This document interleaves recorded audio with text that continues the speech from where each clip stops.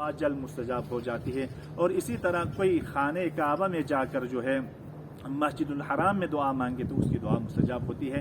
مسجد النبوی میں اگر کوئی جا کر دعا مانگے تو اس کی دعا مستجاب ہوتی ہے. اور اسی طرح حائر حسینی میں کوئی جا کر دعا مانگے تو اس کی دعا مستجاب ہوتی ہے. اور اسی طرح دیگر مساجد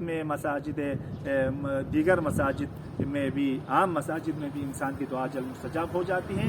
اور اس کے علاوہ قبور ائمہ یعنی حرم ائمہ اطہار یا شہداء کے مقامات پر اگر کوئی جا کر دعا کرے تو اس کی دعا جلد مستجاب ہو جاتی ہے. بس یہ مکان کے اعتبار سے ہے. زبان کے اعتبار سے بھی آپ کی خدمت میں نے بیان کیا. شب جمعہ، روز جمعہ اور ولادت و شہادت ائمہ اطہار، اور اسی طرح نماز شب کے بعد، اور خصوصاً ماہ مبارک رمضان میں دعا قبول ہونے کے ایام ہیں.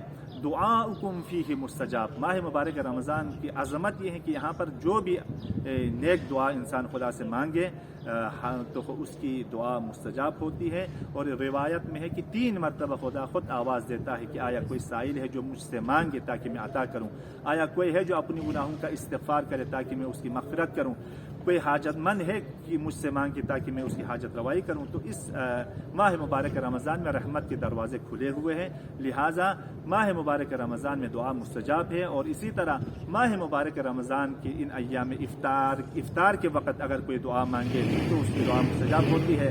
سحر کے موقع پر کوئی دعا مانگے تو اس کی دعا مستجاب ہوتی ہے. اور سب سے زیادہ ضروری ہے امام زمانہ عجل اللہ فرجہ الشریف کی ظہور کے لیے ہم دعا کریں. تو بہت ہی مہم دعاؤں میں سے ایک جو خدا سے مانگنے کی ضرورت ہے، اور سب سے مہم ہمیں چاہیے کہ ہم اپنی دعاؤں میں سر فہرست جو ہے امام زمانے کی ظہور کی تعجیل کے لیے دعا مانگے. تو انشاءاللہ خدا ہماری دعاؤں کو قبول فرمائے گا. والسلام علیکم ورحمۃ اللہ وبرکاتہ. التماس دعا.